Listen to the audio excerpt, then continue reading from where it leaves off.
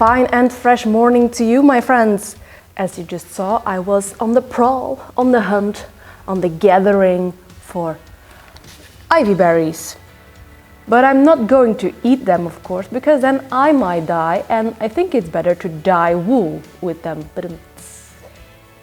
So yes, we are going to dye wool with them. I have consulted my wild color book by Jenny Dean, and everything about ivy is on page 95 if you wanted to know. The color scheme for the berries in this book is very much green and yellow, while as you can see, the berries are not. So that leads me to believe that the green color is another one of those alum magic transformations,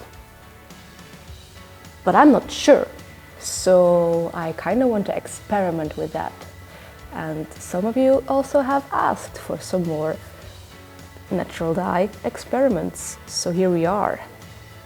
We've got our pot of alum, which will be one mordanting bath. But of course, for an experiment, you need something to compare it with.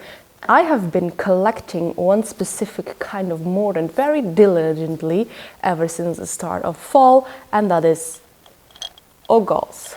One specific type of wasp lays its eggs on an oak tree and it forms these balls, and they are very rich in tannins, another great mordant.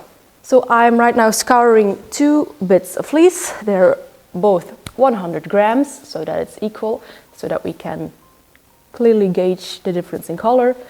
I'm scouring it in hot water with some pH neutral hand soap. Some people like to use dish soap. You need to scour your fleece because natural dyes or any kind of dyes don't actually like the lanolin, the fatty layer on the wool. It won't adhere to it when it's still greasy. So let's make 2 mordanting baths, I think.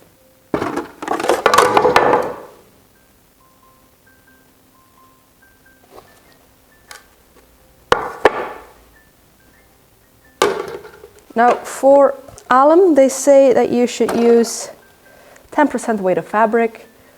I have 110 grams of wool, so we need 10 grams of alum.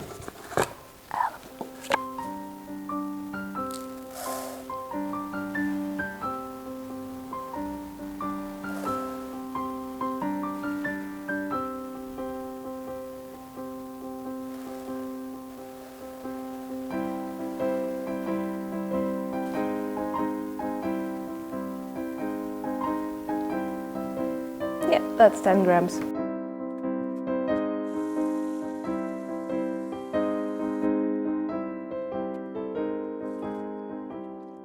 Now the only specifications I found for mordanting with gall-nuts was gall-nut powder. I have entire gall-nuts, so we first need to make some powder out of it. And we need 12% of the weight of fabric, so 12 grams.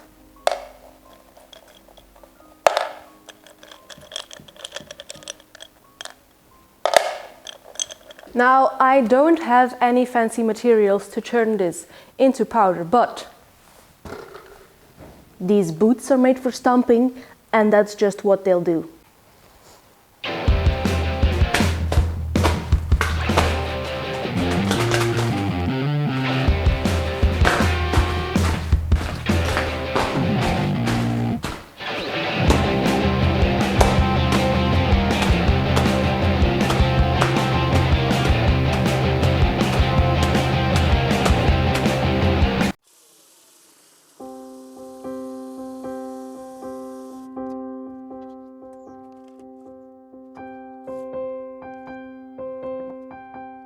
Okay, so now I have the berries on the boil. They are 200% weight of fabric, and since there is 2 bunches of 100 gram wool, it is 400 grams of ivy berries. If my math is correct. I hope it is, otherwise I should go back to primary school. Anyway, let's get that boiling for a while until all color is drained from the berries, and then further experiments. Now, I have seen oak gall-nuts being described as colorless tannins, and that's a lie. clearly. It gives a bit of a color, but it's interesting. I want to know what the final experiment will turn out. We are going to separate the dye bath into these two containers so that the dye bath itself doesn't get contaminated by the mordants already in the receptacles. Let's do it!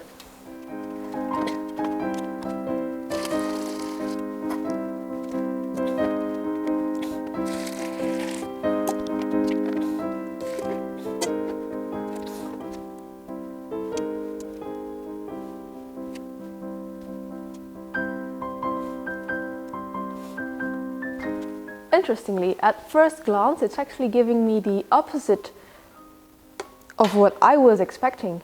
It's the alum that's looking purple and the gall-nuts that are looking like a brownish yellow.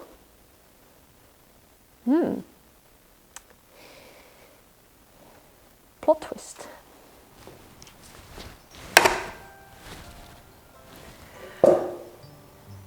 Friends, it is the next day and my wool had an entire night to take up color. It looks a bit pinkish purplish, but when the color has drained out again, you will see that indeed, as I had suspected, it's quite green.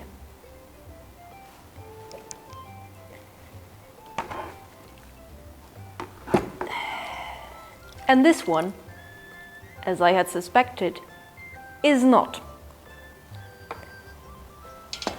But both colors, as you saw, are so faint.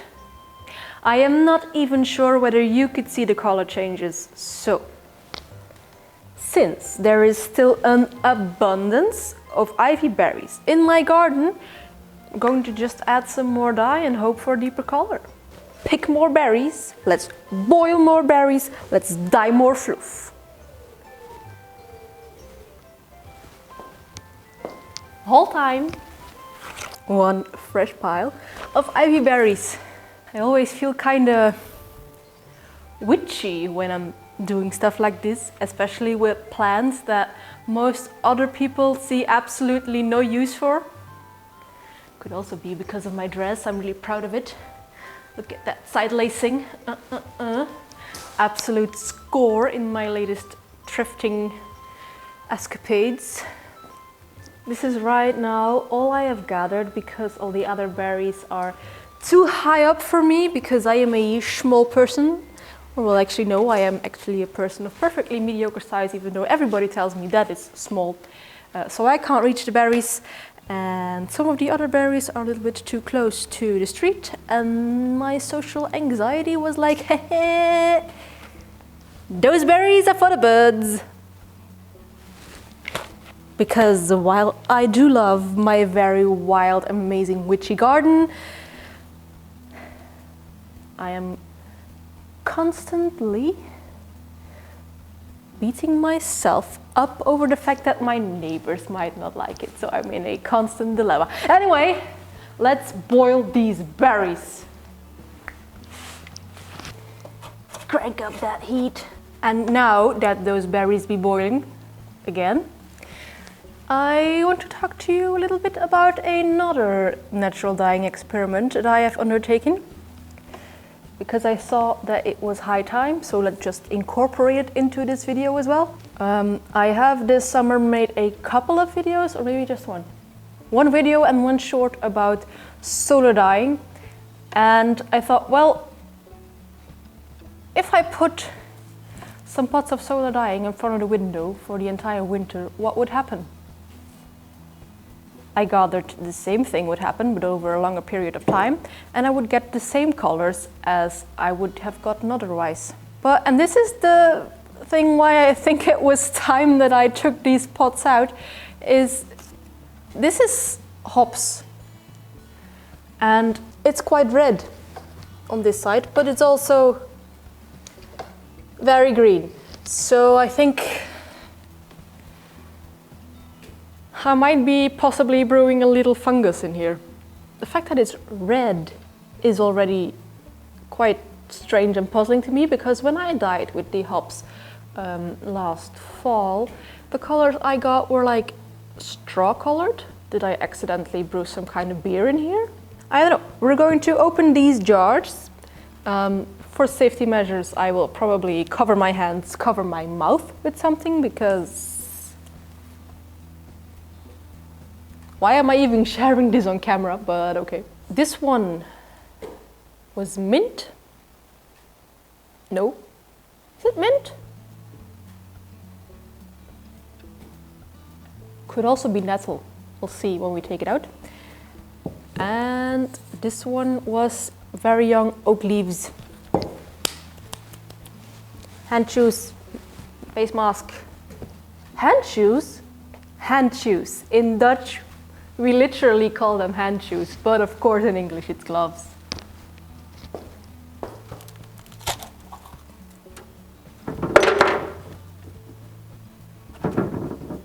But stinky.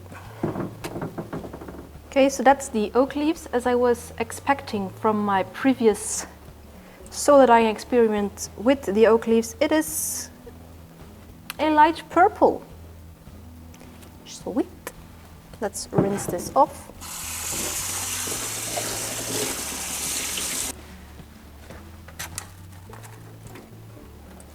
Let's get into the danger zone. Actually, the oak leaves smelled a lot worse.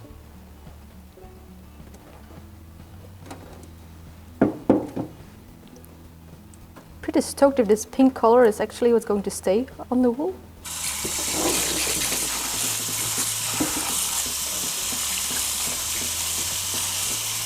The green actually does seem to have come off, but the pink is staying. Oh, that's a bit of hops still in there. Don't need that. That's a result I wasn't expecting. Going to try some more solar dyeing with hops. And it was clearly mint that was in there. So yes, a pale yellow.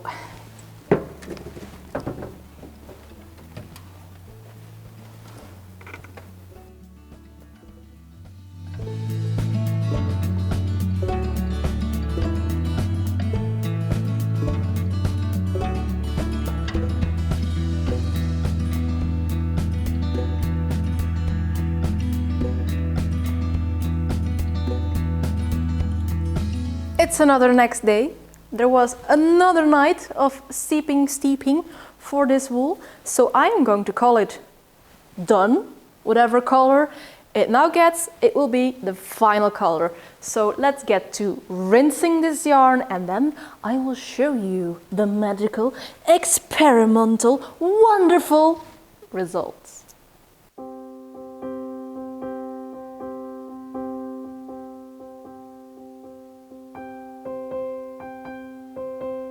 And well, since rinsing actually makes for boring footage, here are the results. And exactly as suspected, the alum mordanted wool turned a pistachio green from the purple berries, because whatever magic alum is working, it always makes anything purple or red green.